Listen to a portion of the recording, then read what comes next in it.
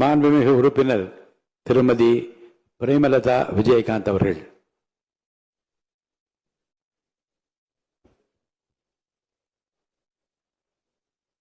மாண்புமிகு முதலமைச்சர் அவர்களுக்கும் எதிர்க்கட்சி தலைவர் அவர்களுக்கும் இன்றைய அவைத் தலைவராக அன்ன போஸ்டில் வெற்றி பெற்றிருக்கும் அண்ணன் ஜேசிடி பிரபாகர் அவர்களுக்கும் துணைத் தலைவர் ரவிக்குமார் அவர்களுக்கும் இந்திய அவையிலே வீற்றிருக்கும் அனைத்து சட்டமன்ற உறுப்பினர்களுக்கும் எதிர்க்கட்சி தலைவராக செயல்பட்ட அண்ணன் முன்னாள் முதலமைச்சர்களாக இருந்த அண்ணன் எடப்பாடியார் அவர்களுக்கும் அண்ணன் ஸ்டாலின் அவர்களுக்கும் இந்த அவையிலே நாம் ஒரு மாண்புமிகு ஒரு அவை இது.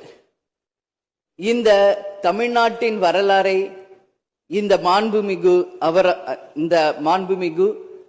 இந்த வளாகத்திலே மிக சிறந்த முறையிலே ஆட்சி செய்த நம்மளுடைய முன்னாள் முதல்வர்கள் இங்க நம்ம சுத்தி இருக்கின்ற அந்த புகைப்படங்களே அதற்கான சாட்சி.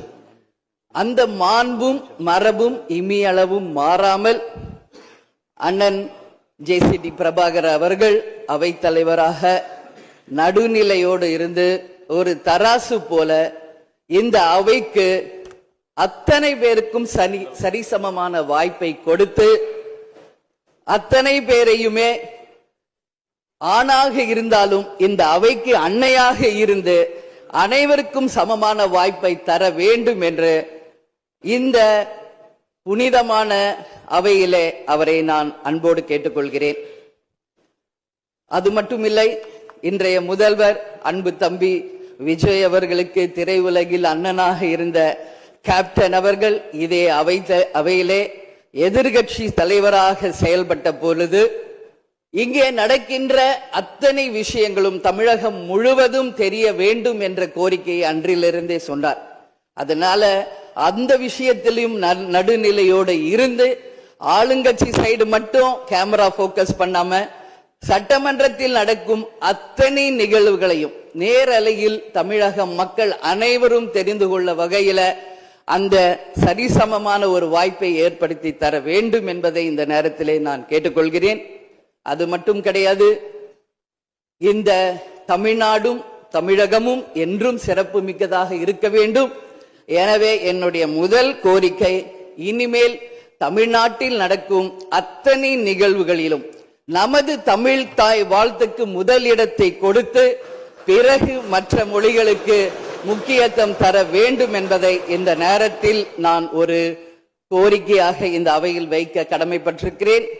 அது மட்டும் கிடையாது, நேற்று அனைத்து எதிர்கட்சிகளையும் நேரடியாக சென்று இங்க எதிர்கட்சிகள் எதிரி கட்சிகள் அல்ல, அனைவரும் தோழமை கட்சிகள் தான் என்பதை மிக சிறப்பாக சென்று அனைவரையும் சந்தித்த முதல்வர் அன்பு தம்பி விஜய் அவர்களுக்கு இந்த நேரத்தில் என்னுடைய வாழ்த்துக்களை தெரிவித்துக் கொள்கிறேன்.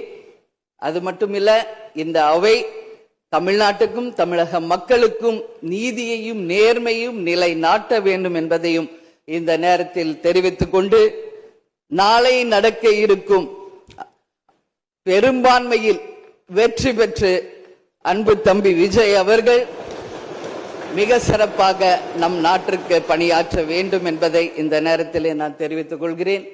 எனவே இன்று தேர்ந்தெடுக்கப்பட்ட அண்ணன் ஜேசிடி பிரபாகர் அவர்களுக்கும் துணைத் தலைவர் அவர்களுக்கும் தேசிய முற்போக்கு திராவிட கழகத்தின் சார்பாகவும் இந்த அவையில் எதிர்கட்சி தலைவராக மிக சிறப்பாக தன்னுடைய கருத்தை தைரியமாக எடுத்துரைத்த என் அன்பு கணவர் கேப்டன் அவர்களுடைய ஆசீர்வாதத்துடன் என்னுடைய வாழ்த்துக்களை இந்த நேரத்திலே தெரிவித்துக் கொள்வதில் மிகவும் மகிழ்ச்சி அடைகிறேன். நன்றி, வணக்கம்.